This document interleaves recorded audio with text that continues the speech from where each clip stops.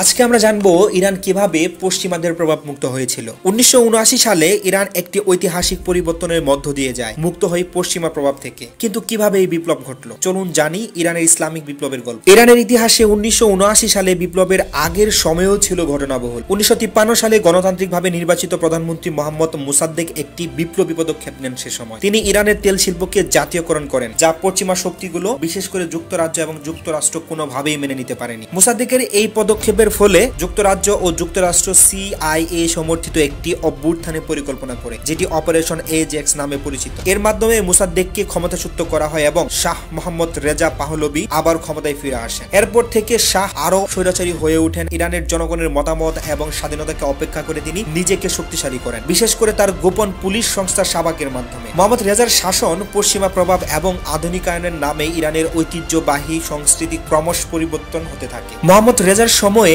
Iran অর্থনৈতিকভাবে কিছুটা উন্নতি করলেও তার শাসনে সাধারণ জনগণের উপর চরম নির্যাতন ও বৈষম্য চলতে থাকে। পশ্চিমা সংস্কৃতি বৃদ্ধি ও ইসলামিক মূল্যবোধের ক্ষতিতে অনেকেই বিরক্ত ছিলেন। মোহাম্মদ রেজার প্রাসাদে বিশালবহুল জীবনযাপন ও সাধারণ মানুষের দারিদ্র্যের মধ্যে ছিল বিশাল ফারাক। মোহাম্মদ রেজার শাসনের এই বৈষম্য, স্বৈরতন্ত্র এবং পশ্চিমা প্রভাবের বিরোধিতায় সাধারণ মানুষ ক্ষুব্ধ হয়ে ওঠে। 1970-এর দশকের শেষে এসে প্রতিবাদ আরো ব্যাপকভাবে রূপ নেয়, যেখানে বিভিন্ন ধর্মীয় ও রাজনৈতিক গোষ্ঠী একসঙ্গে মোহাম্মদ রেজার শাসনের বিরুদ্ধে লড়াই করে। আর এই লড়াইয়ের নেতৃত্বে ছিলেন আয়াতুল্লাহ খোমেনি। তিনি মোহাম্মদ রেজার পতন এবং ইসলামী শাসন ব্যবস্থা প্রতিষ্ঠার আহ্বান জানিয়েছিলেন। ক্রমবর্ধমান অসন্তোষের মুখে তার বার্তা ইরানের জনগণের মধ্যে প্রবলভাবে সাড়া ফেলে। 1979 সালের শুরুতে ইরান জুড়ে ব্যাপক বিক্ষোভ শুরু হয়। মোহাম্মদ রেজা শেষ পর্যন্ত দেশ ছেড়ে পালিয়ে যায় এবং বিপ্লবীরা ইরানের নিয়ন্ত্রণ গ্রহণ করে। 1 ফেব্রুয়ারি 1979 সালে আয়াতুল্লাহ খোমেনি নির্বাসন থেকে দেশে ফিরে আসেন এবং দ্রুত ক্ষমতা গ্রহণ করেন। গণভোটের মাধ্যমে ইরানকে ইসলামিক প্রজাতন্ত্র হিসেবে ঘোষণা করা হয় এবং দেশটি